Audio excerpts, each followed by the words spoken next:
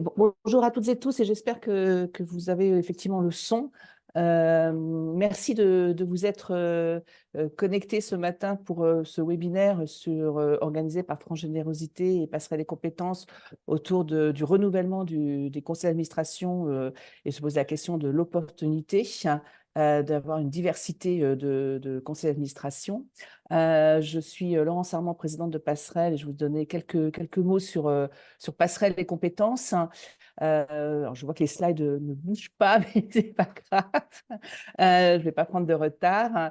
Donc, pour un petit rappel, Passerelle, merci Philippe. Un petit rappel, Passerelle a été créée il y a une vingtaine d'années, en 2002, a été pionnière dans le lancement du bénévolat de compétences avec un adage que nous portons depuis cette vingtaine d'années, c'est-à-dire mettre le bénévolat et la solidarité au cœur de la société et donner à chacun la possibilité de mobiliser et valoriser ses talents et compétences. Comment ça fonctionne? Eh bien, nous avons 300 bénévoles passerelles qui sont répartis au sein de 22 antennes locales et dans des équipes ressources et programmes pour faire vivre l'ensemble de notre association. Ce bénévolat de compétences rayonne grâce à 5000 bénévoles, toutes compétences confondues, qui ont mené plus de 7700 missions au profit de 6000 associations de solidarité. Et depuis 2020, eh bien, nous avons lancé un programme bénévolat de gouvernance dédié à la fois au renouvellement des conseils d'administration et aux problématiques de gouvernance d'une association. Grâce à ce programme, et depuis 3 ans, nous avons pu accompagner 170 associations dans le renforcement de leur conseil d'administration et avons coopté environ 140 administrateurs avec une certaine parité, puisque nous avons pratiquement autant d'hommes que de femmes qui ont pu être cooptés dans ces conseils d'administration, qui est pour nous un élément fort dans la des parts de diversité de ces fameux conseils. Nous sommes donc des gens qui aident ceux qui aident les autres et pour un monde plus solidaire et plus durable. Alors, pourquoi ce webinaire? Eh bien, nous avons une double conviction sur le renouvellement du conseil d'administration. Eh bien, la première, c'est que le conseil d'administration est simplement la première ressource de l'association de solidarité et que de contribuer à un conseil d'administration qui soit compétent, divers, aligné, utile et évolutif, bien évidemment, a un très fort impact pour la structure associative, mais au-delà de l'impact de la structure elle-même, elle permet de mieux servir ses bénéficiaires et en aider un plus grand nombre, qui est un objectif majeur de chaque structure associative. Et puis, avouons-le, la seule énergie qui soit inépuisable, renouvelable, largement disponible, eh bien, c'est la volonté d'engagement de manière durable de chacun à travers l'ensemble de ses talents et de ses compétences. Et donc, nous avons pour ambition de pouvoir mobiliser des citoyens pour un engagement comme administrateur, hein, ce qui permet à la fois de professionnaliser et de renforcer les fondations et les associations pour qu'elles puissent faire mieux face aux défis auxquels nous sommes confrontés, mais qui est également une source de satisfaction et d'enrichissement pour chaque citoyen qui s'engage au sein d'un conseil d'administration. Pour ces deux raisons, nous sommes très, très heureux de développer ce programme et de pouvoir accompagner les structures associatives dans cette démarche. Mais j'en dirai pas plus et je laisse la parole à Laurence Le Petit qui nous a fait le plaisir d'être parmi nous ce matin au titre de France Générosité. Merci Laurence. Merci beaucoup, Laurence. Merci, Michel. Bonjour à tous, donc je suis Laurence Le Petit, je suis la déléguée générale de France Générosité et nous sommes en partenariat avec Passerelle la compétence depuis maintenant 2 ans, notamment sur cette question du bénévolat de gouvernance et de la diversité dans les conseils d'administration. Donc France Générosité, c'est le syndicat des associations et des fondations qui font appel à la générosité du public. Nous existons depuis 25 ans, c'est 141 associations et fondations qui anime 87 000 à peu près salariés et 400 000 bénévoles à travers la France. Je veux bien la suivante, s'il vous plaît. Nos missions, c'est de défendre évidemment les intérêts du secteur, d'accompagner l'ensemble de nos adhérents et de développer la générosité en France. La générosité entendue dans son sens large, c'est-à-dire le don d'argent, bien sûr, mais également le don de temps, de compétences, le don en nature, et donc la générosité sous toutes ses formes. Notre engagement sur ces questions de diversité, elle commence avec la parité. Moi, je suis à titre personnel ambassadrice à la parité dans l'économie sociale et solidaire depuis 2021, aux côtés de représentantes du secteur associatif, coopératif et mutualiste. Nous avons choisi avec Claire Bourdon, notre chargée d'animation du réseau, de mener une première étude sur le panel de nos membres de France Générosité pour regarder justement cette question de la parité dans les conseils. Et la dernière étude démontre que nous avons 29% à peu près de femmes à la présidence des organisations membres de France Générosité et 47% sur les postes de direction, des chiffres qui sont un peu en retrait dans les fondations, et j'y reviendrai tout à l'heure. Nous avons également publié une série de témoignages et de portraits d'associations sur le site. Et puis, dans le cadre du rapprochement avec Passerelle et Compétences, créer une page d'outils dédiée sur le site de France Générosité pour pouvoir justement travailler, professionnaliser les conseils d'administration, puisque finalement, la question de la diversité et de la professionnalisation sont extrêmement liées, mais nous y reviendrons également lors de ces webinaires. Et nous sommes également membres de la commission égalité femmes-hommes du Conseil supérieur de l'ESS. Et nous avons au sein du Conseil de France Générosité une référente à la parité qui est Emmanuela Croce, la co-DG de CARE France, et qui peut être là ce matin, et je la remercie. Alors, sans plus tarder, on va vous donner quelques chiffres peut-être sur. Donc, ce qui est assez perturbant, je le dis comme ça, c'est qu'on a peu de chiffres sur la diversité. Effectivement, le prisme qui est pris aujourd'hui dans les enquêtes sectorielles, c'est le prisme de l'égalité femmes-hommes. Et parfois, nous avons quelques indicateurs sur l'âge des administrateurs. Mais globalement, il y a assez peu d'études qui vont au-delà de ces critères-là. Alors évidemment, c'est une surprise pour personne. L'ESS et finalement, les salariés de l'ESS sont relativement féminisés. Mais évidemment, quand on arrive sur la question des gouvernances, les choses peuvent être assez différentes. Et on voit que la moyenne des présidentes des structures de l'ESS est de 37%. Et si on zoome sur les associations, on va trouver 35% de présidents, 48% de trésoriers, 58% de secrétaires et 41% d'administrateurs, avec des présidentes qui sont en moyenne 3 fois plus jeunes que les présidents dans les plus récentes associations. Si on regarde, je veux bien la slide suivante, donc effectivement, si on regarde cette question d'âge, on voit évidemment qu'on a une moyenne d'âge dans les conseils d'administration qui est assez élevée. Alors évidemment, cette moyenne d'âge, elle s'explique aussi pour des questions de disponibilité, et donc elle va aussi poser un certain nombre de questions. Enfin, rendre son conseil d'administration plus divers, c'est aussi adapter son conseil en termes d'horaire, c'est de disponibilité, c'est aussi porter des dispositions, et nous en portons France Générosité avec le mouvement associatif notamment, sur la généralisation et le renforcement du congé d'engagement pour permettre à des personnes actives de s'engager également sur leur temps professionnel. Et puis, peut-être un petit zoom très rapide sur les fondations, puisqu'on a des chiffres de manière extrêmement récente, puisque la première étude sur les fondations, elle est menée en 2023 par l'Observatoire de la philanthropie de la Fondation de France. Donc, c'est les premiers que nous avons. Et ce qui est intéressant, donc le premier graphe à gauche vous montre l'évolution de la parité dans les conseils d'administration des fondations reconnues d'utilité publique. Donc, on voit qu'on a progressé, on est passé de 15 à 29% sur des CA paritaires entre 2001 et 2021.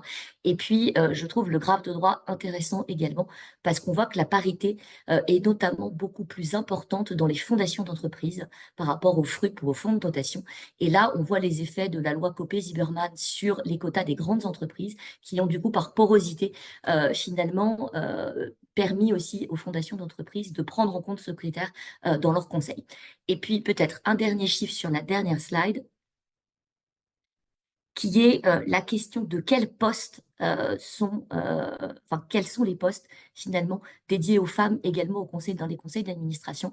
Et là, je trouve aussi que ces chiffres sont assez éclairants puisqu'on voit que les présidences, notamment dans les fondations reconnues d'utilité publique, qui sont celles membres de France Générosité, sont assez courte, je vais dire, sur les présidences. Mais par contre, on va voir qu'il y a eu un très grand progrès sur les vice-présidences.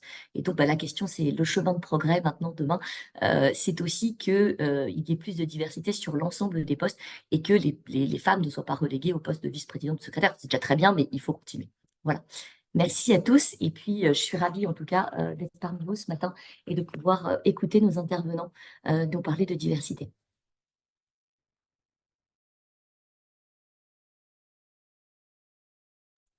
Merci Laurence. Donc maintenant, nous allons laisser la place à nos intervenants qui vont justement nous parler de diversité. Donc nos intervenants, je les présente assez rapidement et on va leur laisser surtout de la place pour s'exprimer. Donc Françoise de Sertine, après une carrière de 20 ans dans le privé, puis 20 ans dans la fonction publique territoriale à la ville de Grenoble, vous avez rejoint la Banque alimentaire en 2022 en tant que bénévole.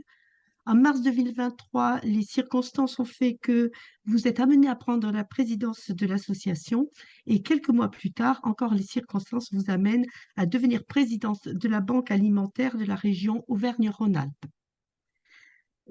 Bouchra Benachour, dont vous êtes collaboratrice parlementaire à ce jour, vous êtes caporal-chef à la brigade de sapeurs-pompiers de Paris. Vous vous êtes engagée très jeune dans le monde associatif. Vous avez été lauréate de l'Institut de l'engagement. La Fondation Carasso a lancé un appel à candidature pour accueillir 2 jeunes au sein de son conseil d'administration de moins de 28 ans. Vous avez candidaté et vous avez été retenu. C'est aussi une des raisons pour lesquelles vous êtes avec nous aujourd'hui. Yanis Maziraï, vous poursuivez un master en management à HEC Paris. Vous avez été lauréat de Déclic Jeunes pour un projet ambitieux d'aide des jeunes roubaisiens. Vous êtes lauréat de l'ascenseur et du Collège citoyen de France. Vous êtes coprésident de HEC Imagine, mais surtout, vous êtes au conseil Nouvelle Génération de l'ascenseur et à ce titre, vous allez obtenir un siège au conseil d'administration de l'ascenseur. C'est ce parcours qui nous intéresse particulièrement. Et Pierre Mondon, dont vous êtes ancien directeur au ministère de l'Éducation nationale, en charge des études et de l'évaluation. Depuis très longtemps, vous avez rejoint Lecture et Jeunesse, une association qui intervient pour développer la lecture auprès des jeunes et en faire un facteur d'insertion.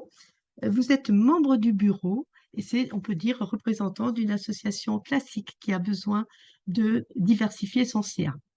Donc, merci à vous quatre d'être avec nous ce matin.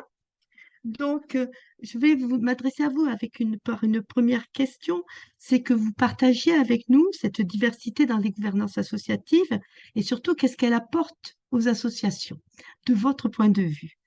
Donc, je commence par Bouchra. Vous avez répondu à l'appel à candidature pour un mandat d'administratrice à la Fondation Carasso qui souhaitait rajeunir son CA. Donc, la première question, c'est peut-être qu'est-ce qui vous a poussé à répondre à cet appel à candidature? Et ensuite, dans un second temps, pouvez-vous nous dire qu'est-ce que vous pensez apporter justement à la Fondation via votre présence dans ce conseil d'administration? Bonjour à tous.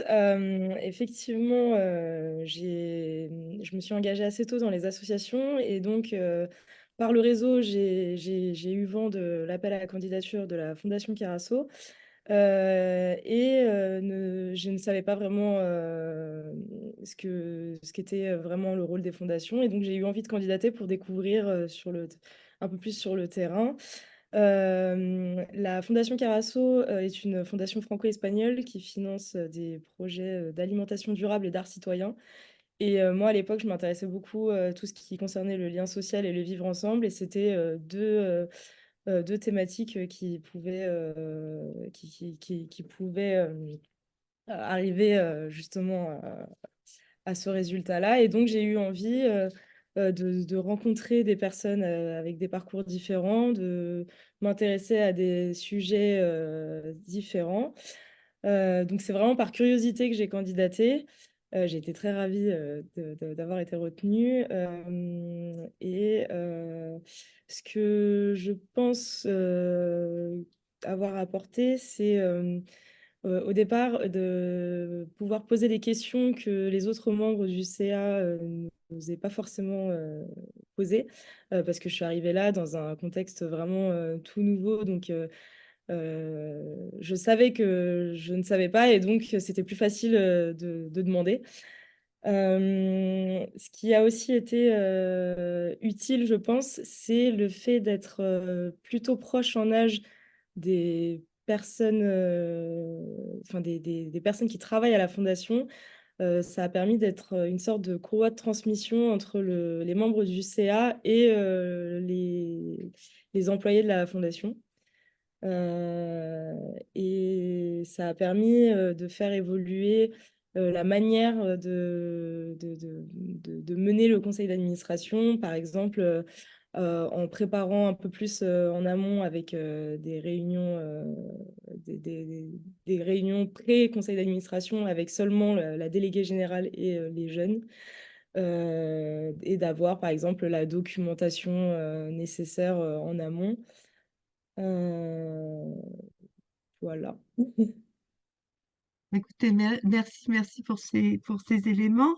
Yanis, notre également jeune administrateur ou futur administrateur, donc vous connaissez l'ascenseur depuis un long moment, puisque à la fois vous avez bénéficié des associations de l'ascenseur et vous avez été acteur dans les associations de l'ascenseur.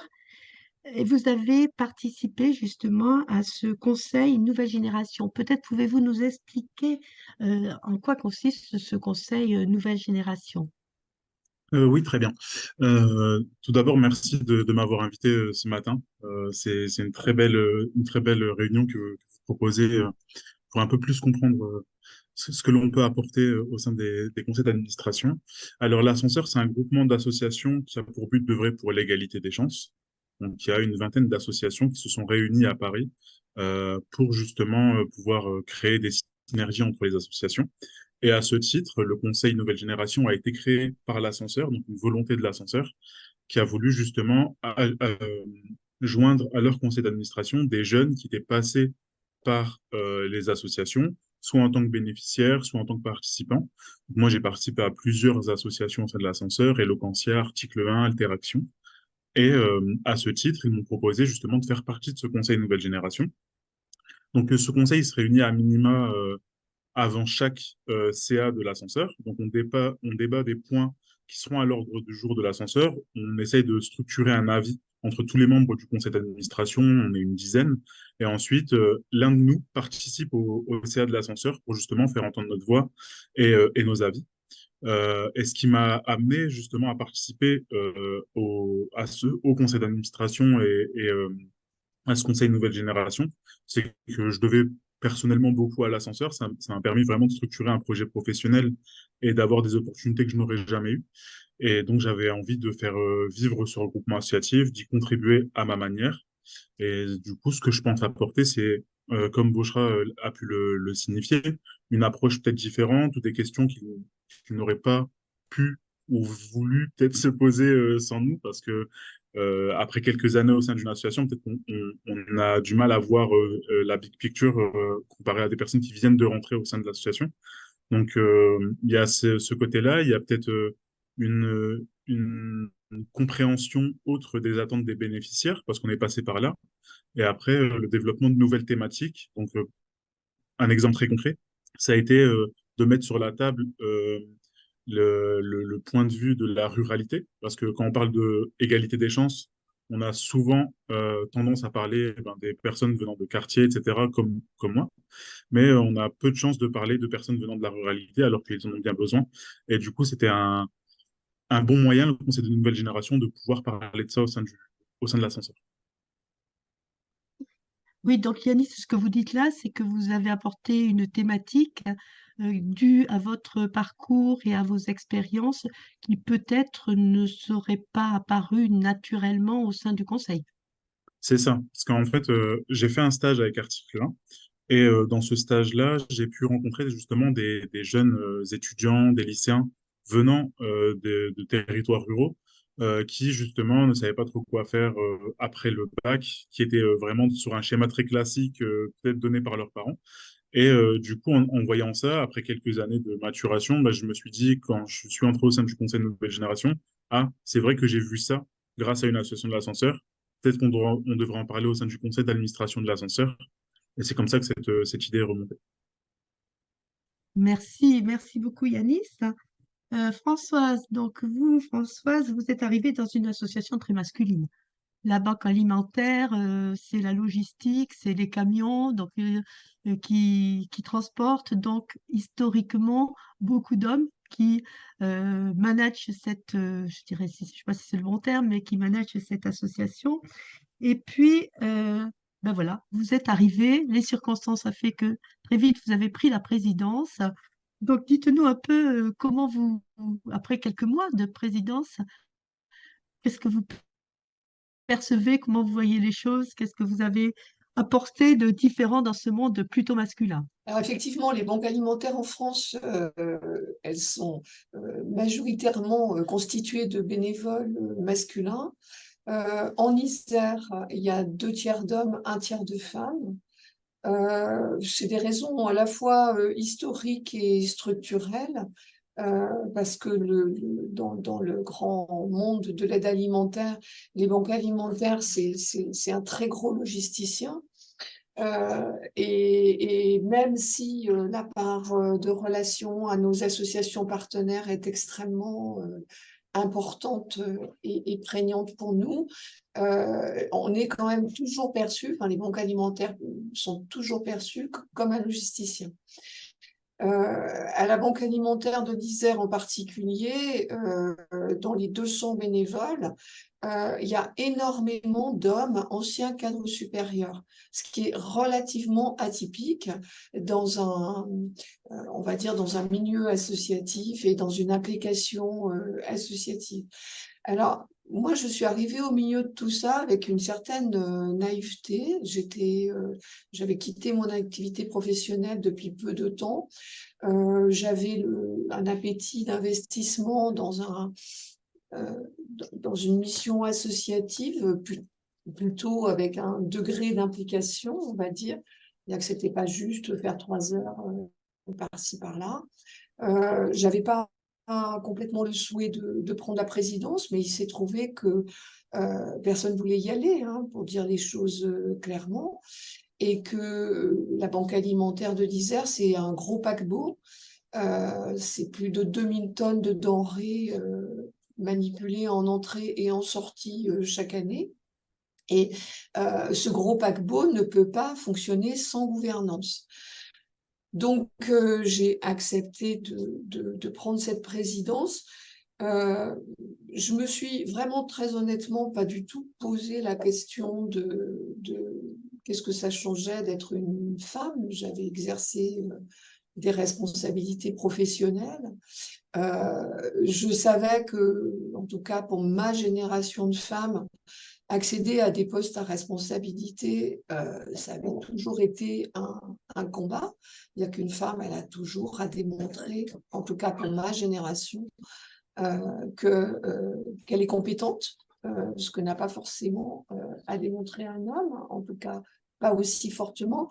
Mais bon, moi j'y suis allée de façon assez détendue, et sans me poser cette question-là, parce que quand on est dans un investissement associatif, contrairement à la vie professionnelle, on le fait pour son plaisir. Et donc, il fallait qu'il y ait un certain nombre de conditions qui soient réunies pour que cet investissement reste pour moi un plaisir. Alors, j'ai quand même été rattrapée par la réalité dès le mois de juillet avec une petite anecdote que j'ai trouvée extrêmement significative. On avait une réunion de bureau début juillet. Dans le bureau, on est 12 au total, dont 3 femmes, dont moi.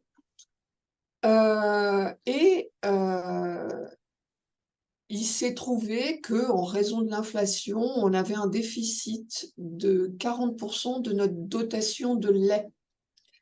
Ce qui voulait dire qu'on n'allait plus du tout être en capacité de distribuer du lait dès le mois de septembre si on ne faisait pas quelque chose.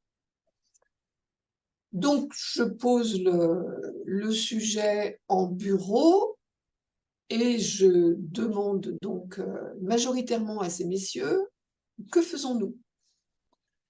Et la réaction spontanée, les femmes ne disent rien et les hommes spontanément me disent, bon, c'est pas compliqué, tu n'as qu'à diminuer la quantité distribuée.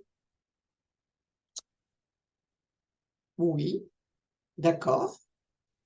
Et là, je leur dis, bah, écoutez, vous êtes tous papis, là. On est début juillet, vos petits-enfants sont en train d'arriver chez vous. Et dans votre frigo, ça se passe comment? Là, il y a eu un petit blanc, je dois dire. Et ces messieurs m'ont dit, ah ben oui, tu as raison. On ne peut pas faire ça.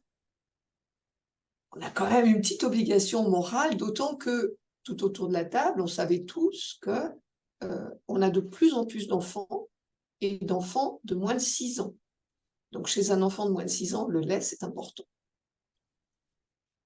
Donc, finalement, on a mis en place un certain nombre de choses. On est arrivé à récupérer 50 000 litres de lait. Je ne vous donne pas le détail, mais je pense que dans ce temps-là, le fait que la présidence ait été assurée par une femme m'a donné l'autorité nécessaire pour que, dans mon intervention, j'ébranle quelque chose et j'arrive à inverser la position du bureau.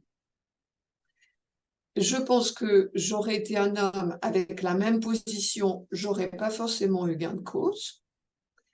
En tout cas, j'aurais probablement pas réagi aussi vivement et créé cette réaction-là. Voilà. Donc, je pourrais donner d'autres exemples, on n'a peut-être pas forcément le temps là, mais globalement, j'en ai discuté parce que j'ai réfléchi, je préparais ce webinaire, j'en ai discuté avec les membres du bureau masculin. Je leur ai dit, à votre avis, est-ce que ça change quelque chose? Et ce qu'ils m'ont dit aussi, c'est que moi, j'ai pas forcément le rapport au pouvoir que peut avoir un homme, et que ça change des choses dans les équilibres entre les hommes, puisqu'il n'y a plus forcément la même compétition entre eux sur les sujets et que ça donne une gouvernance qui est finalement beaucoup plus apaisée. Voilà ce que je peux dire. Donc, on va passer peut-être à la question, je dirais, à la question suivante, puisque donc on voit bien, d'après ce que vous venez de nous dire, d'après vos témoignages, que vous avez que cette diversité apporte apporte des choses au niveau de l'association. Mais très clairement, c'est peut-être pas si facile. Et qu'est-ce qui a facilité, et ça fait partie aussi des questions que je vois dans la discussion, qu'est-ce qui fait que non seulement vous êtes arrivé dans l'association, mais que vous avez pu faire entendre votre voix, que vous avez pu apporter justement quelque chose de nouveau à l'association. Donc, quels seraient, je dirais, de façon pratique, les conseils que vous donneriez aux associations ou au conseil d'administration pour que cette diversité, à un moment donné voulue, devienne une vraie valeur ajoutée dans l'association? Je vais peut-être de nouveau commencer par Bouchra, du coup, parce que qu'est-ce qui vous a aidé à prendre votre place? Parce que c'est pas simple quand on arrive toute jeune, on a 28 ans dans un conseil d'administration qui fonctionne depuis longtemps, qui est structuré avec des gens qui ont l'habitude d'être dans des conseils d'administration. Qu'est-ce qui vous a aidé à faire entendre votre voix? Qu'est-ce qui vous a permis de prendre votre place? Alors, pour commencer, je tiens à dire qu'il y a eu un vrai processus de sélection. Donc, j'ai passé 3 entretiens, on était une vingtaine de candidats. Au fil des entretiens, ils ont écrémé pour n'arriver qu'à deux candidats, et donc deux administrateurs. Donc, un en Espagne et un en France. Je pense qu'il y avait une vraie volonté de la part de la fondation de rajeunir le CA et donc de bien intégrer les deux membres. Ça s'est traduit par une réelle disponibilité de la déléguée générale de l'époque, qui avait vraiment déjà un planning très, très, très, très, très chargé et qui quand même trouvait le temps de répondre à nos questions. Ah oui, j'ai oublié de dire, quand on a commencé, c'était le premier mois du confinement du Covid, donc c'était en avril 2020. Les premiers CA qui duraient 4 heures, on les a fait en visio. Donc, 4 heures de visio sur des sujets qu'on ne connaissait pas forcément bien, avec des personnes qu'on ne connaissait pas, c'est très long. Donc, les débuts ont été difficiles, mais justement, comme il y avait cette volonté d'intégrer les jeunes et cette disponibilité, on a réussi à mettre en place déjà donc, les réunions de pré-conseil d'administration, où là, on était 3 personnes, donc ça facilitait vraiment les échanges et la confiance de pouvoir poser des questions qu'on n'oserait pas forcément poser devant l'ensemble du conseil. Également, le fait d'être en binôme. Je ne suis pas arrivée toute seule dans le conseil. Je suis arrivée avec Diego, qui lui est en Espagne. Et donc, ça nous a donné, enfin, ça nous a donné beaucoup de confiance aussi pour voilà, pouvoir intervenir quand on en avait envie. Euh, et on a aussi beaucoup senti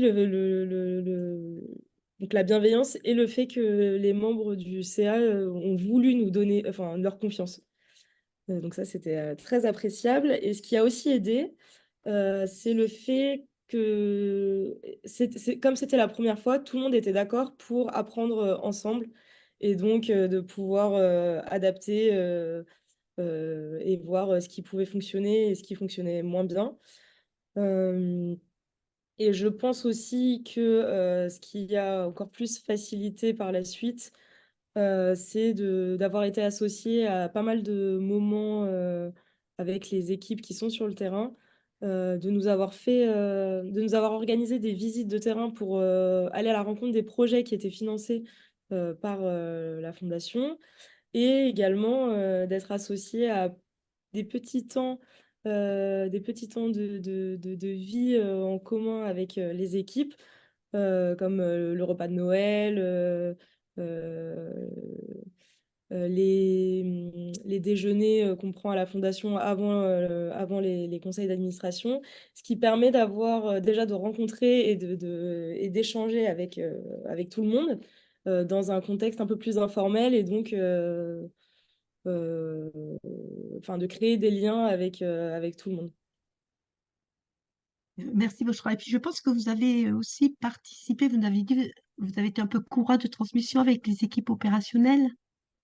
Oui, je pense que le fait qu'on soit assez proches en âge, parfois, c'est vrai que les équipes nous disaient, bon, parfois on oublie que vous êtes dans le conseil d'administration, on a l'impression que vous êtes nos collègues. Bon, ça permet, oui, effectivement, de faciliter des choses. Et on nous a, par exemple, associés aussi à des groupes de travail pour redéfinir la nouvelle stratégie pour les années à venir. Et ça, c'était très appréciable pour notre expérience personnelle. Et je pense que on a aidé à faire communiquer les deux équipes, quoi.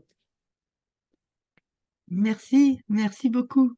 Yanis, comment vous avez réussi donc à intégrer le conseil d'administration? Qu'est-ce qui a fait que ça a fonctionné, enfin que ça fonctionne au niveau de l'ascenseur et que ce conseil va avoir finalement, je crois, un ou deux postes dans le conseil d'administration de l'ascenseur?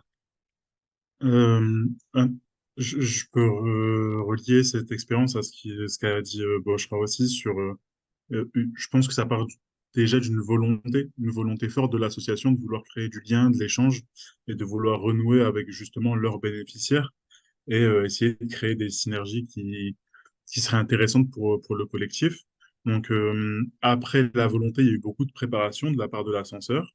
La création du réseau des ambassadeurs de l'ascenseur, donc un peu plus étoffé. On doit être une trentaine de personnes qui sont passées par les assos de l'ascenseur. Puis la création du conseil nouvelle génération de l'ascenseur, qui a mené au siège, au conseil d'administration. Donc en fait, ils ont fait ça par étapes et ont essayé de prendre des personnes qui étaient motivées et qui voulaient vraiment s'engager pour le collectif de l'ascenseur. Euh, et aussi, ben, ils ont essayé de piocher chez des personnes qui connaissaient déjà les structures, en tout cas certaines d'entre elles, pour qu'il y ait justement toutes les voix des associations qui soient représentées. Donc moi, il y a des associations que je ne connais pas, que je n'ai pas fréquentées, mais que d'autres au sein du conseil ont fréquenté, ce qui permet justement de pouvoir créer de belles symbioses. Et enfin, il y a eu une réelle mise à disposition des ressources de l'ascenseur.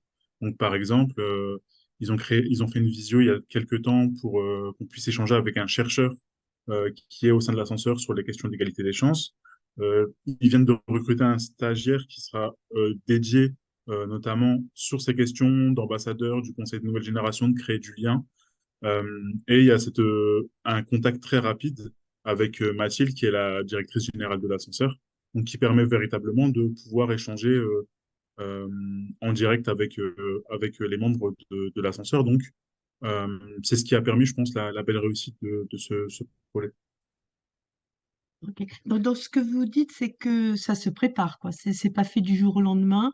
Il y a eu un Mm. cheminement qui s'est construit pour petit à petit amener finalement des bénéficiaires, parce que vous serez au conseil d'administration en tant que bénéficiaire et représentant d'un collectif de bénéficiaires. C'est ça, c'est ça. Et Donc c'est quelque ça chose. s'est fait étape par étape dans la durée. Exactement, oui, ça a mis quand même plusieurs mois à cheminer et à se faire. Et là, il y a aussi un accompagnement qui est fait au sein du conseil si on a besoin de quelque chose, mais il y a aussi cette volonté de nous laisser une liberté, parce qu'on représente quand même une voix au sein du conseil d'administration, et du coup, cette volonté de se dire, bon, bah, maintenant, vous décidez entre vous, si on peut vous aider, on vous aide. Si vous avez des questions, on est là pour y répondre. Mais pour vous structurer, si vous voulez même faire des projets annexes de votre côté, etc., faites-les. Donc, il y a cet accompagnement et en même temps cette liberté qui est octroyée à ce conseil. Très bien, voilà, un exemple de mise en place petit à petit de la voix des bénéficiaires au sein du conseil d'administration. Avant de passer la parole à Françoise, je ne sais pas si Pierre nous entend. Pierre, vous nous entendez? Ah, on a une difficulté de connexion avec Pierre. J'en suis absolument désolée. Donc, du coup, je vais peut-être dire en 2 mots ce que Pierre, alors je ne dirais pas aussi bien que lui avec les mêmes mots, mais ce que Pierre représentait. Alors, lui, il est dans une association donc de lecture jeunesse qui a été créée par un groupe de personnes qui étaient très motivées par ce sujet de la lecture et d'amener les jeunes vers la lecture, mais c'était des personnes, je dirais, de même parcours qui agissaient avec une motivation commune. Et au bout d'un moment, ils se sont dit, mais si on veut renforcer notre association, on a besoin de compétences diverses que l'on n'a pas au sein de notre conseil. Donc, ils se sont posé la question de comment, s'ils voulaient renforcer l'association, de quelles compétences ils avaient besoin. Alors, des compétences, je dirais, assez basiques de communication, de levée de fonds, des compétences de ce type-là.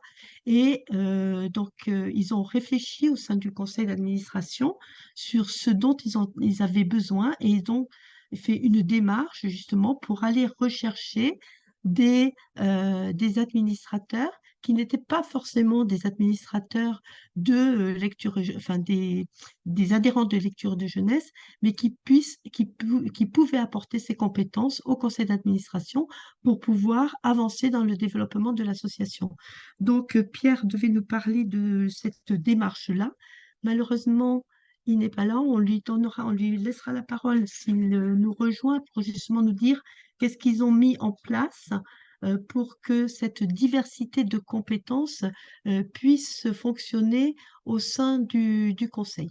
Bon, du coup, je reviens vers vous, Françoise, parce que vous avez sans doute beaucoup de choses à nous dire sur ce qu'il faut faire, à votre avis, justement pour faire entendre cette voix des femmes, pour leur donner cette capacité à s'exprimer. Et qu'est-ce qui fait que ça fonctionne? Alors, qu'est-ce qui a fait que ça a fonctionné dans votre expérience et quels conseils vous donneriez aux présidents de CA ou au CA qui justement veulent accentuer et la parité dans leur conseil d'administration.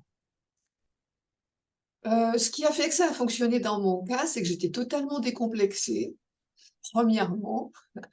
Et deuxièmement, encore une fois, il n'y avait personne. Mm. Et il fallait que quelqu'un y aille. Voilà. Donc, je ne sais pas si tout le monde a été ravi que ce soit une femme qui y aille et qui soit élue, mais il y avait un vrai besoin, une vraie nécessité. Après, moi, j'y ai beaucoup réfléchi. Il y a plusieurs sujets qui s'empilent. Euh, Être administrateur, enfin en tout cas membre du bureau ou prendre la présidence d'une association de la taille de la banque alimentaire, sur la présidence, c'est un investissement à plus que plein temps. Donc, c'est une présidence qui ne peut pas être assurée par des gens qui sont en activité professionnelle. La charge mentale, réelle, physique, elle est beaucoup trop importante, si vous voulez. Donc, on adresse forcément des retraités. À partir de là, on adresse une classe d'âge où, en tout cas, les rapports entre les hommes et les femmes ont été ce qu'ils ont été. Et où, moi, j'aspire que les jeunes générations, ce soit plus simple pour elles dans leur vie, pour les femmes, dans leur vie professionnelle, et que donc elles se mettent moins de barrières pour accéder, et qu'elle ait un accès avec un parcours de handicap moins important pour accéder à des responsabilités. La société évolue, les lois changent, et c'est tant mieux. Mais ça va quand même pas très vite. Et moi, j'appartiens encore à une génération où ça a été un parcours du combattant, d'accéder à des responsabilités. Donc, mes collègues femmes qui sont investies aujourd'hui dans la banque alimentaire, elles sont de mon âge, grosso modo. Il y en a des un petit peu plus jeunes, mais pour le moment, c'est pas révolutionnaire. Donc, moi, j'espère que d'ici 10 ans, les femmes qui vont arriver et qui pourront accéder à ce type de responsabilité, elles vont y arriver plus naturellement. Parce qu'on ne peut pas tout le temps demander aux femmes si vous voulez, moi je comprends très bien que certaines femmes de ma génération qui se sont battues toute leur vie, là elles ont envie de lâcher un peu. C'est un peu logique. Voilà. Alors moi j'y réfléchis pour ma succession, même si ce n'est pas d'actualité tout de suite là maintenant, mais ça va arriver un jour.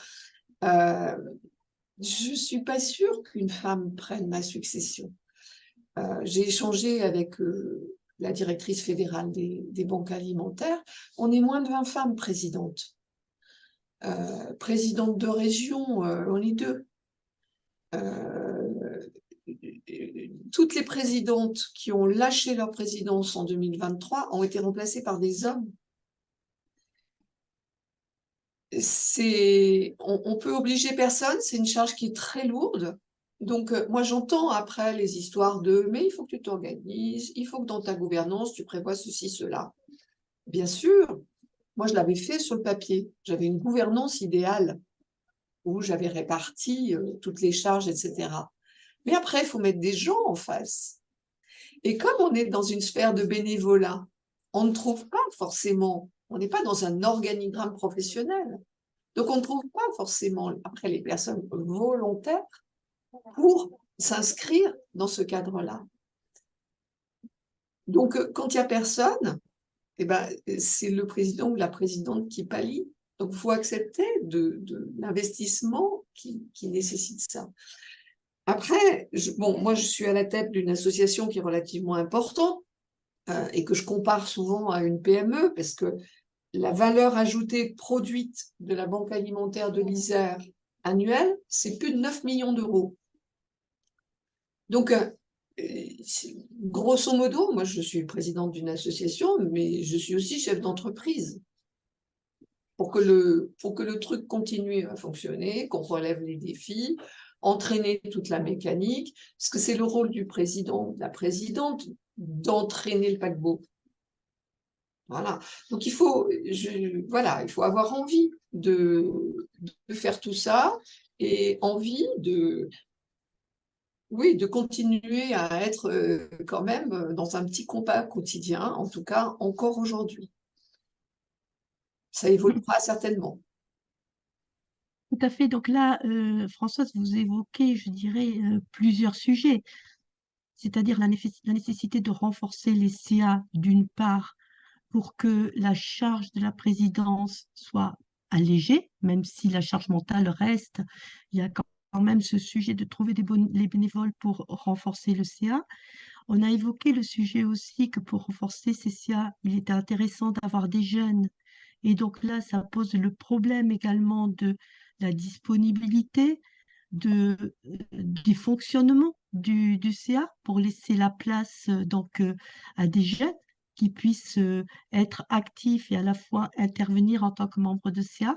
Donc on rejoint plein de problématiques et puis la problématique de la parité où il faut faire entendre sa voix et un sujet de reconnaissance qui est finalement assez voisin du sujet que l'on a dans la vie, enfin dans la société en général. Donc, face à tout ça, on retombe sur cette importance de renforcer le CA et je vois que sur ce sujet, il y a quand même beaucoup de questions. Donc peut-être Élise ou Anne, je ne sais pas, pouvez-vous nous remonter les questions qui reviennent le plus souvent? Voilà, j'ai enlevé le côté mute.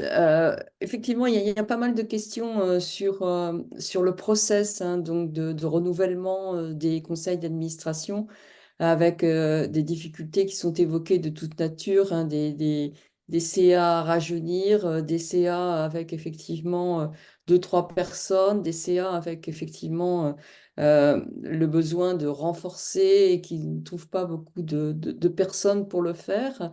Donc il y a une question aussi qui me paraît intéressante, c'est effectivement comment engager les bénévoles d'une association à s'engager et à prendre des responsabilités sur justement ces CA.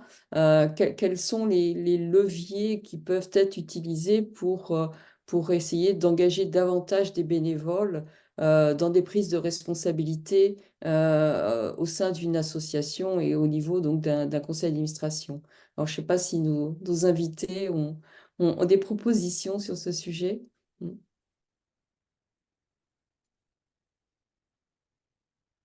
Françoise, peut-être? Parce que vous êtes engagée. Vous Alors, êtes entrée comme bénévole et vous vous êtes engagée. oui, oui, oui.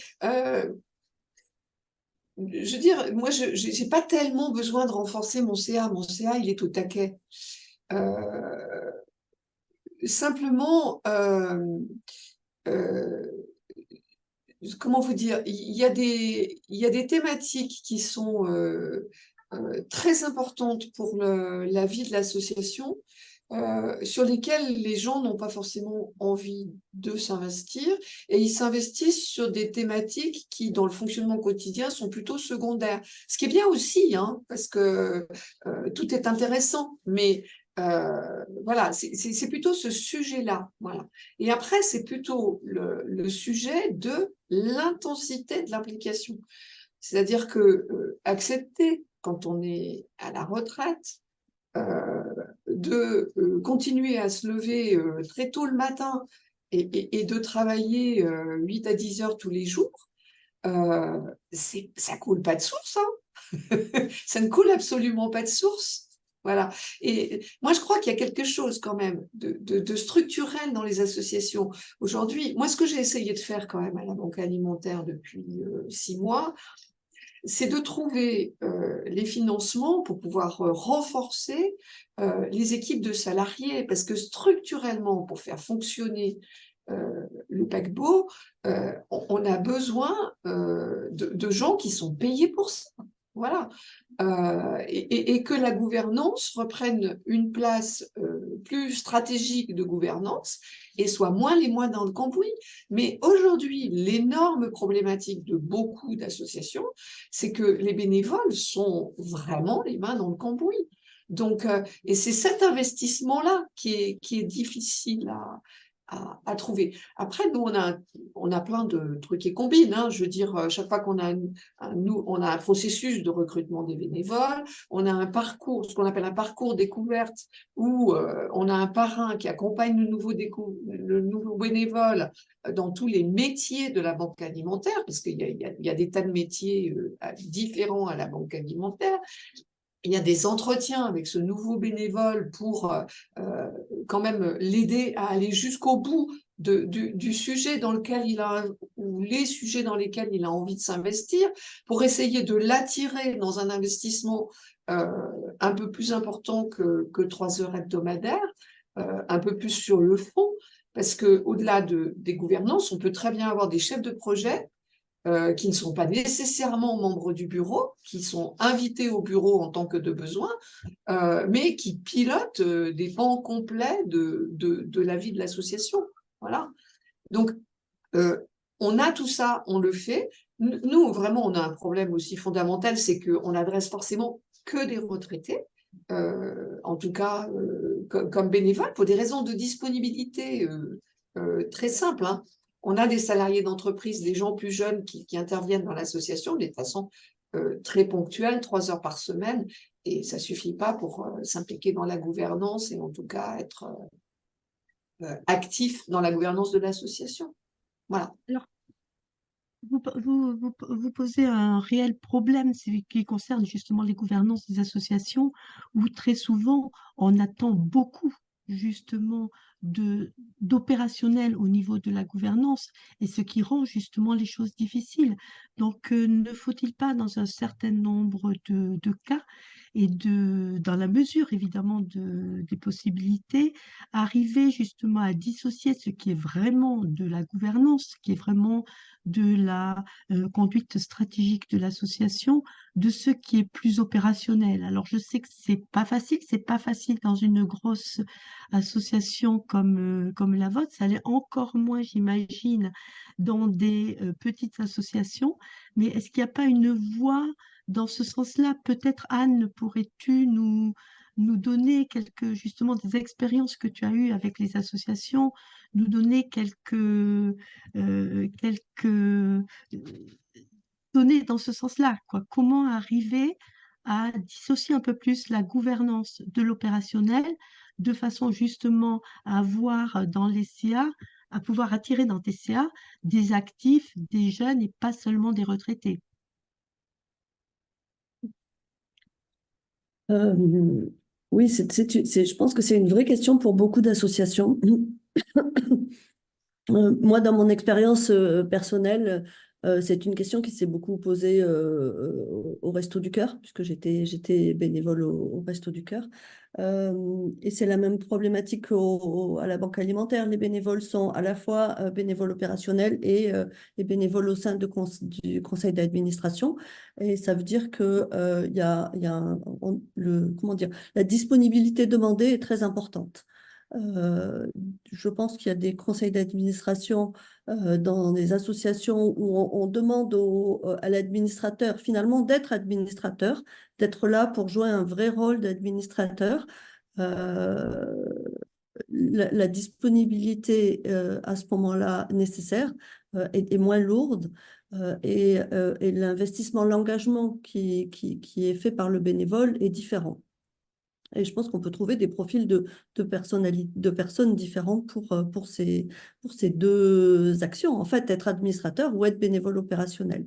Mais c'est un vrai choix du conseil d'administration de réfléchir à son rôle, quel est mon rôle de conseil d'administration et quel est le rôle que je demande à mes administrateurs. Et les administrateurs sont là pour réfléchir à la stratégie de l'association, pour faire le point sur les actions menées et on leur demande de fait d'être là aux réunions du conseil d'administration. Et pas d'être là tous les jours pour ouvrir ou pour fermer les locaux, finalement. Éventuellement, on peut aussi imaginer des conseils d'administration dans lesquels il y a des groupes de travail, des comités sur certains sujets, et les administrateurs vont apporter leur expertise sur ces sujets-là, mais ils n'ont pas besoin d'être là tous les jours. Et je pense que c'est vraiment à l'association de réfléchir à ça, à son rôle de conseil d'administration, et aux bénévoles qu'elle veut avoir dans son conseil d'administration et comment faire pour être sûr que ces bénévoles, ils vont être là. Si je veux avoir des jeunes et que je fais mes réunions le jeudi matin de 10h à midi, ils ne seront pas là, point, c'est tout. Donc, il peut-être réfléchir à adapter aussi les horaires de ces réunions d'instances de gouvernance parce que les candidats que je vais trouver, ça va correspondre à ce que je leur propose. Hein. Si je leur demande d'être là tout le temps, les jeunes ils ne viendront pas, c'est sûr. Et Bouchra, justement, comment vous arrivez à concilier, justement, parce que vous avez quand même une vie professionnelle qui est assez dense, vous êtes une vie associative qui est dense, comment vous arrivez à concilier et justement, comment le conseil d'administration de Carosso s'est organisé pour que ça fonctionne? Alors, dès le départ, je savais que les conseils d'administration, c'était une fois par trimestre, le jeudi après-midi. Et depuis que je suis à la fondation, j'ai eu deux patrons différents. Et en fait, dès l'entretien, je leur dis, voilà, je fais ça, ça, ça, ça, ça. Et donc, il y a ça, enfin, il y a tel jeudi et tel jeudi où je serai pas là. Je vais pas dire que c'est limite non négociable, mais j'ai déjà accepté de rater un poste parce que on n'était pas d'accord pour me laisser la liberté de mes engagements. Voilà. Je devrais pas dire ça, mais j'ai quand même proposé aussi, alors ça n'a pas encore été mis en place, mais j'ai proposé qu'on se fasse des petites réunions un peu plus courtes en plus des CA euh, entre membres du conseil d'administration, plutôt le soir pour justement faciliter la compatibilité avec la vie professionnelle. Donc là, ça va être la nouveauté pour 2024. J'espère que on va réussir à le faire. Laurence, Ouais, je voulais juste rajouter un petit mot parce qu'on n'en parle pas, je l'ai évoqué très rapidement, mais il existe un congé d'engagement aujourd'hui qui permet de prendre jusqu'à 12 jours ouvrables lorsqu'on est professionnel pour pouvoir occuper des fonctions associatives. Alors, c'est un congé qui est très peu connu. Il est clair que les entreprises aujourd'hui n'en font pas la publicité. Selon la taille de l'entreprise, vous avez plus ou moins de salariés qui peuvent accéder à ce congé d'engagement parce que évidemment, quand vous êtes une TPE ou une PME, ça peut être plus compliqué pour vous. Si vous avez beaucoup de salariés engagés, ça peut être compliqué. Ceci étant dit, nous, on porte des propositions pour que les entreprises aient l'obligation de communication sur ce congé d'engagement. Et l'autre difficulté, alors le nom de ce congé, c'est le congé d'engagement, et je vais mettre le lien dans le chat tout à l'heure, vous pourrez regarder. Et la difficulté de ce congé, c'est qu'il n'est aujourd'hui pas indemnisé. Et ça fait partie aussi des propositions qu'on porte, c'est qu'au moins, il y a un abattement de charges sociales pour les entreprises pour que le congé puisse, en minima, puisse être en partie rémunéré.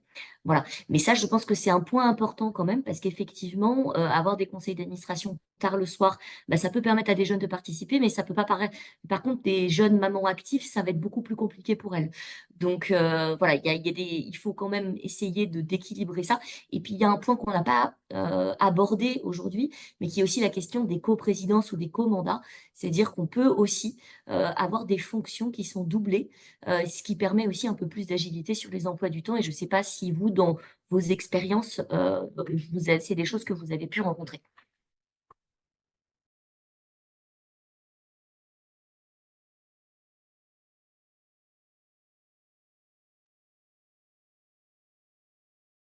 Michel, on t'a pas entendu si t'as parlé. oui, je crois, Yanis, que vous êtes enfin, commandant en fait, hein? C'est ça. J'ai très vite compris que pour mes divers engagements, c'était une bonne marche à suivre parce que justement, il y avait ces problématiques d'abord de disponibilité constante et deuxièmement, c'était aussi un bon moyen d'avoir des avis divergents, de pouvoir prendre des décisions plus éclairées. Donc moi, j'ai toujours quasiment été en coprésidence, que ce soit avec la création de Éloquentiel Métropole, qui était une asso de prise de parole en public, où justement j'étais en coprésidence avec une amie, et ce qui nous permettait d'être beaucoup plus agile et flexible. Et c'est le cas toujours aujourd'hui, que ce soit dans mon asso actuel sur le campus, ou avec le Conseil Nouvelle Génération, où je co-préside le Conseil Nouvelle Génération. Et ça permet justement, bah, comme vous l'avez dit, plus de flexibilité et d'agilité, des décisions, je pense, plus éclairées, et d'avoir justement un retour beaucoup plus facile avec l'ascenseur, puisqu'il y a deux interlocuteurs pour les diverses réunions, etc. Tout à fait. Et on a vu également que d'être deux jeunes qui arrivaient en même temps dans un conseil d'administration, cette notion de binôme permet justement de renforcer et de donner plus de poids justement aux interventions. Donc la co-responsabilité, les binômes peuvent aussi être donc une solution pour justement permettre cette diversité. D'autres questions, Élise, j'imagine, hein, j'en vois plein qui arrivent.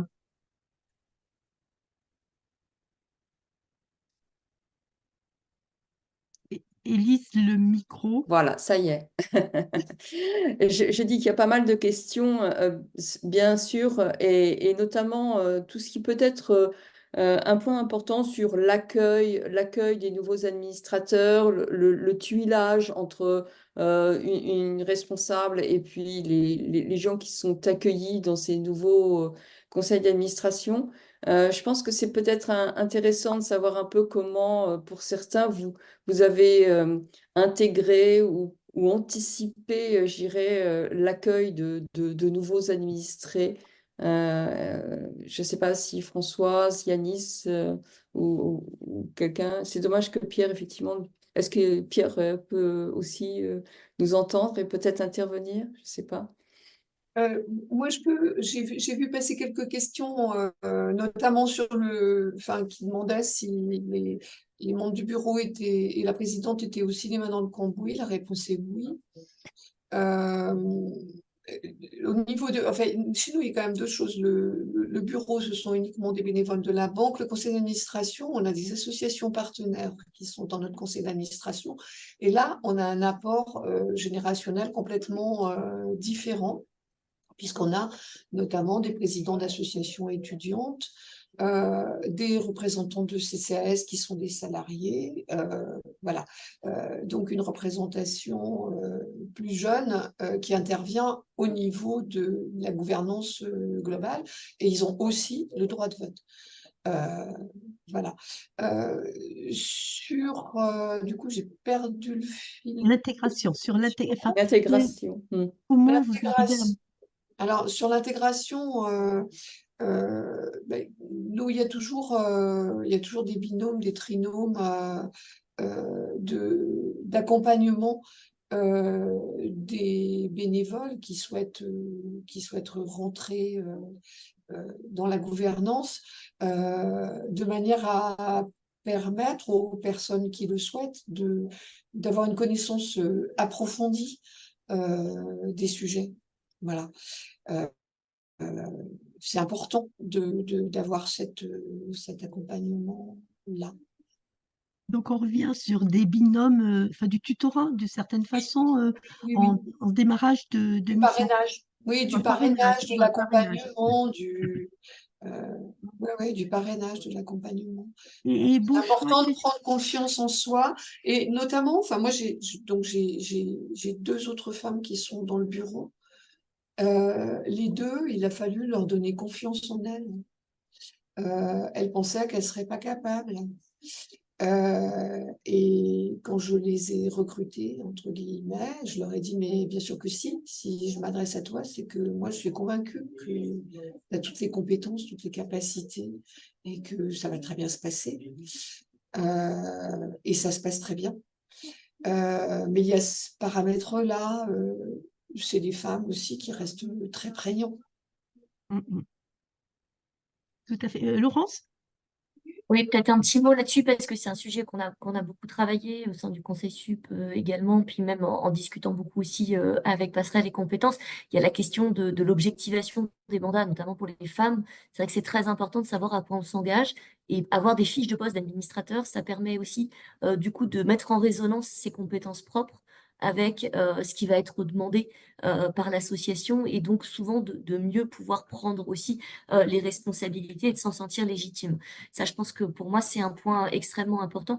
Et puis un point qu'on n'a peut-être pas évoqué, et ça, on évoque là le mentorat, l'accompagnement, je veux dire, mais il y a aussi la question des formations des administrateurs, puisque finalement, souvent, quand on devient administrateur, on n'est pas toujours issu du monde associatif, on ne sait pas toujours comment fonctionne le secteur associatif. Et donc, il y a la partie prise de connaissance du secteur, et puis de l'autre côté, il y a un peu ce que vous évoquez, Françoise, qui est comment pleinement aussi, j'utilise et je prends ma place dans mon mandat.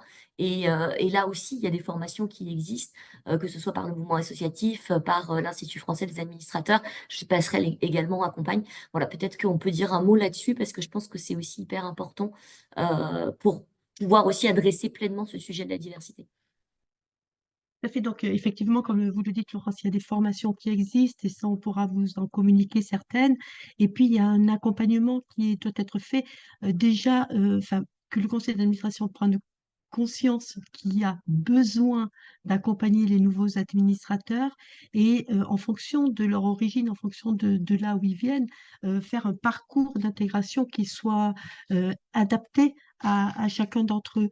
Donc, effectivement, on a d'ailleurs développé une fiche sur le sujet, sur comment mieux intégrer les nouveaux administrateurs que l'on pourra vous communiquer.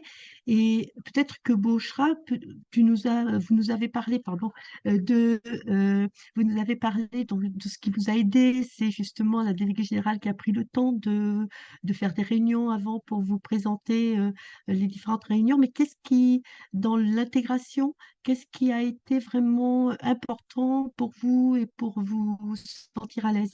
Vous avez déjà cité plusieurs choses, mais peut-être le reformaliser, ça peut aider d'autres à concevoir justement ces parcours d'intégration.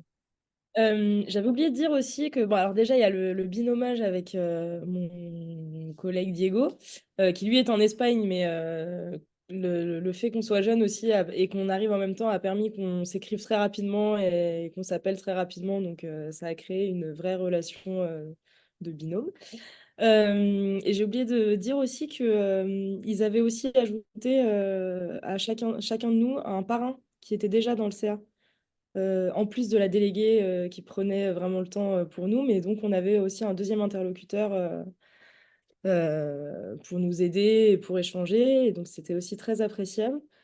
Et puis, comme je l'ai dit, la volonté d'intégrer, de pas juste dire bon bah je rajeunis mon CA donc je prends 2 jeunes mais je les laisse un peu de côté. Non, il y avait vraiment c'était vraiment une action volontaire en fait. Mm. Vous l'avez perçu comme ça et ça vous a aidé à prendre votre rôle. Exactement, et à vraiment prendre, je pense, la confiance en nous nécessaire pour apporter nos points de vue sur les différents sujets. Je voulais juste répondre à une question de plateforme Etna. Est-ce que les CA se passent en présence de l'équipe salariée? Alors nous, les premiers qu'on a fait, donc ils étaient en présence des deux, de la déléguée générale et de la directrice Espagne. Les équipes intervenaient à des moments du CA, mais ne restaient pas pendant toute la réunion. Et aujourd'hui, on a aussi mis en place un conseil d'administration avec seulement les membres, donc sans les équipes. Le board Euh, only. Voilà. Enfin, ceci est défini en général dans les statuts et très souvent le délégué général est invité au conseil d'administration. Mais le conseil d'administration est constitué des élus et non des salariés. Alors, il peut y avoir dans des grosses associations des représentants des salariés qui peuvent siéger au conseil d'administration, mais c'est encore relativement rare. Je ne sais pas si, Laurence, vous avez des expériences fortes dans ce sens-là. Nous, dans ce qu'on perçoit, la présence des salariés dans les conseils d'administration est relativement rare. Voilà. Donc, ça dépend totalement des structures, donc c'est compliqué de répondre, mais Tout à fait. effectivement, il y a des structures qui ont fait ce choix-là avec des collèges dédiés et des représentants des salariés. Et je pense également à MSF, par exemple, où les conseils d'administration sont publics, donc c'est-à-dire que les salariés peuvent y assister. Ce qui Oui, aussi apporte autre chose en termes de transparence et de circulation d'informations au sein des structures associatives. tout à fait. J'ai vu passer aussi une Une question question, sur ouais, la peut-être. représentante, si les bénéficiaires de l'association sont des personnes en grande difficulté, comment fait-on pour qu'elles soient représentées au niveau du conseil d'administration? Alors, de notre expérience, ce qu'on voit, donc, quand des bénéficiaires sont des personnes qui sont tout à fait aptes à participer à un conseil d'administration, donc on a l'expérience que nous a cité Yanis, et ça fonctionne très très bien. Quand on a des bénéficiaires pour lesquels il peut être difficile de siéger à un conseil d'administration, ce qui se met en place très, très fréquemment, c'est que un ou un binôme d'administrateurs est à l'écoute et met en place des façons d'écouter les bénéficiaires de façon à pouvoir faire le lien avec le conseil d'administration de comment sont vécues les prestations, enfin les missions de l'association auprès de ses bénéficiaires. Donc, c'est plutôt des réunions de bénéficiaires qui peuvent être animées par des administrateurs qui permettent d'avoir cette écoute que la participation directe de bénéficiaires qui ne seraient pas en mesure de suivre un conseil d'administration, de participer au conseil d'administration. Mais cette écoute des bénéficiaires par le conseil d'administration est extrêmement importante. Donc, en fonction des missions de l'association et en fonction de la nature des bénéficiaires, ben, il est important de trouver le meilleur moyen pour réaliser cette écoute des bénéficiaires et s'assurer qu'effectivement l'association produit bien, rend bien les services qu'elle promet, en fait, d'une certaine façon. D'autres questions, Élise? Non, justement, je voulais rebondir sur ce que tu viens d'évoquer. Peut-être qu'il y a d'autres retours d'expérience parce qu'on parle de diversité en termes de jeunesse, on parle de diversité en termes de parité hommes-femmes. Mais c'est vrai que soulever la diversité en termes d'origine, en termes d'effectivement avoir des gens qui soient plus, soit des gens en situation de handicap, soit des gens avec plus une précarité ou des représentants de gens avec d'autres cultures. Et est-ce que peut-être parmi vous, vous avez cette expérience d'intégrer donc des origines différentes et une diversité plus grande donc dans vos conseils d'administration? Yanis, Laurence, je vois qu'elle avait Laurence? Oui, Françoise aussi, je crois, a levé la Oui. main. Moi, je peux apporter un témoignage hein, cette fois-ci sur cette question-là. Donc, je suis membre d'un conseil de la Fondation Monoprix. La Fondation Monoprix, elle est engagée sur les questions de grande solidarité.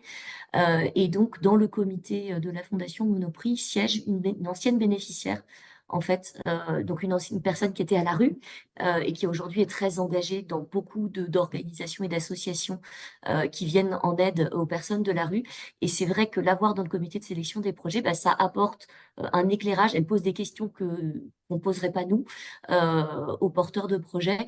Et c'est un vrai enrichissement de l'avoir à nos côtés.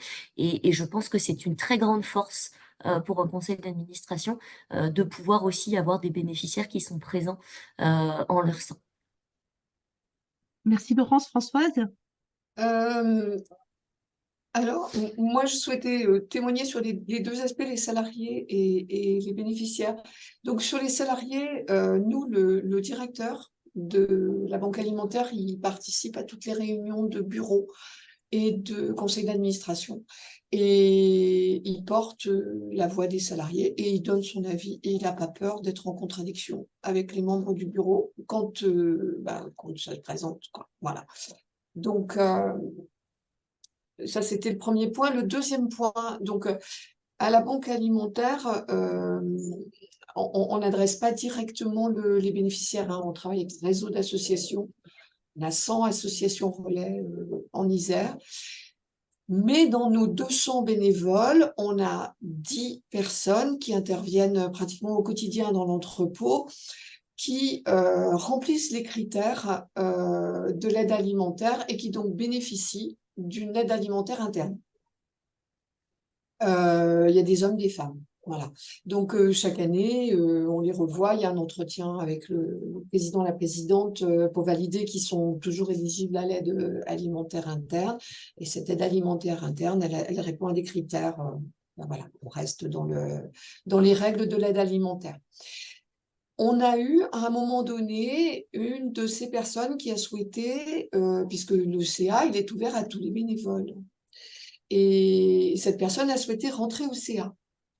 Et elle a été au CA pendant 2 ans avant que je prenne la présidence.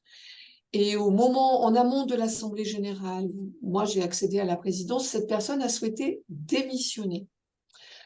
Donc, je l'ai reçue avec le président en place pour voir avec elle quelles étaient les conditions de sa démission, enfin les raisons de sa démission, voilà, pour être sûr de ne rien laisser passer, quoi.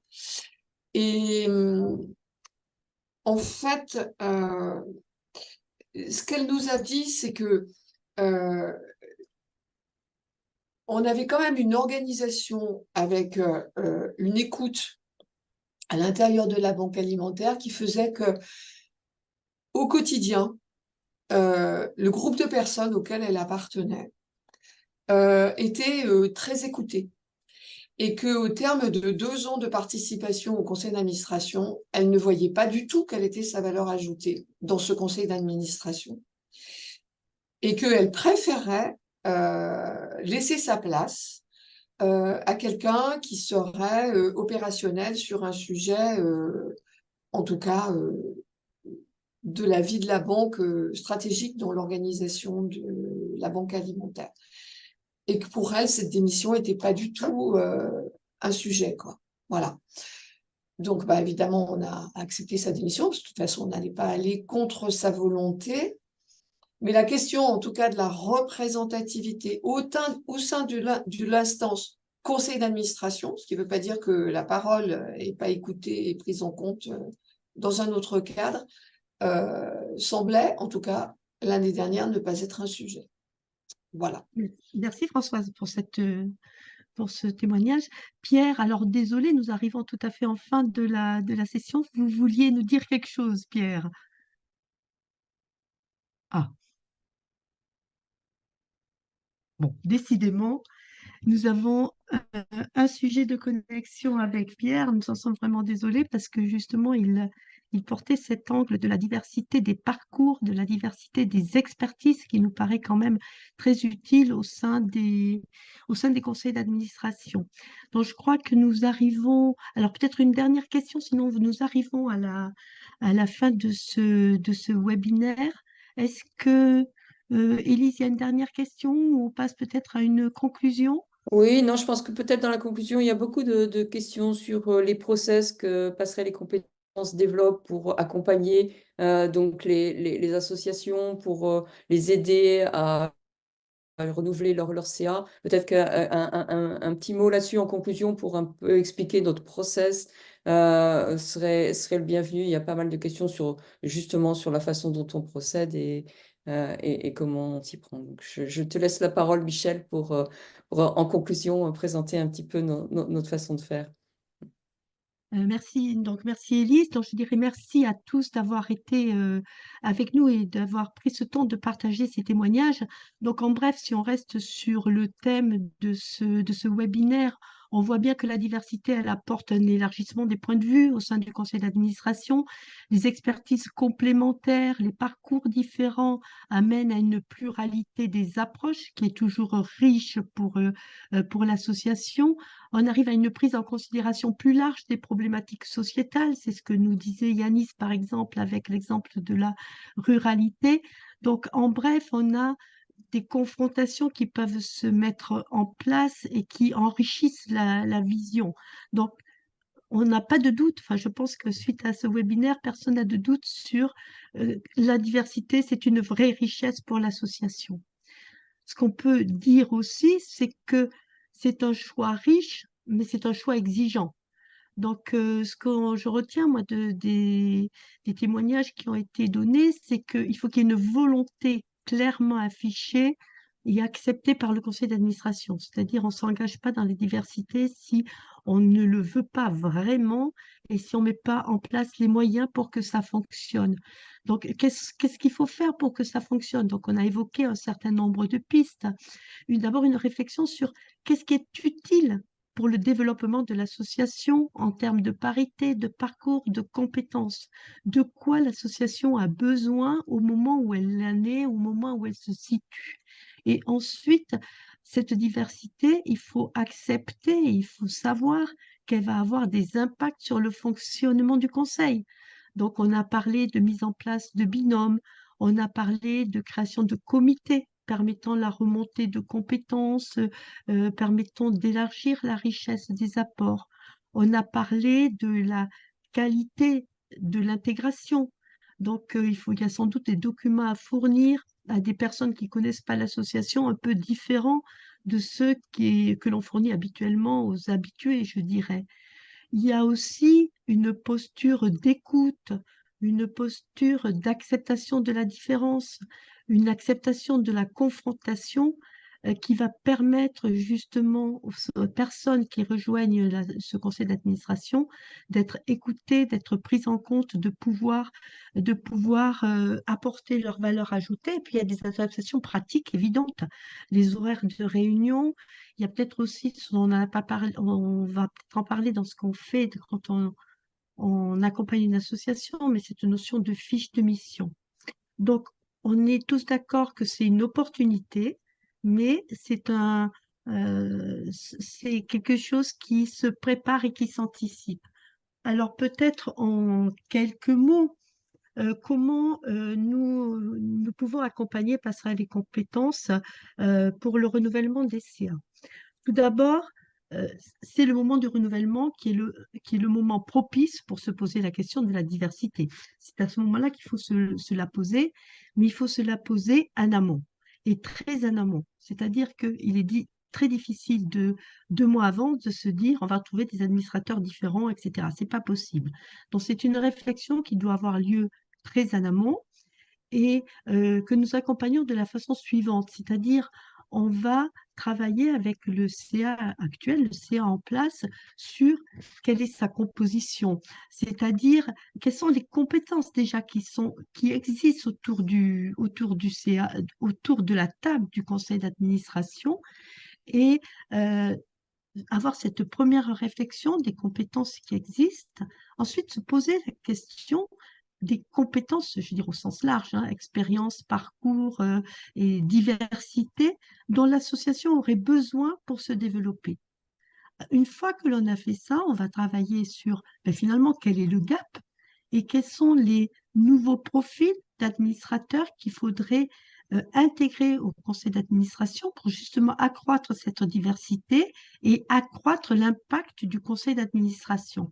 Donc ce travail, on le fait avec les membres du CA via un questionnaire, via des réunions du CA, alors qui peuvent être plus ou moins, ça peut se réduire à une réunion, mais ça peut être plusieurs réunions, pour préparer cette définition de profil et également pour réfléchir aux conditions qui vont faire que l'arrivée de ces nouveaux profils vont apporter toute la valeur ajoutée à l'association.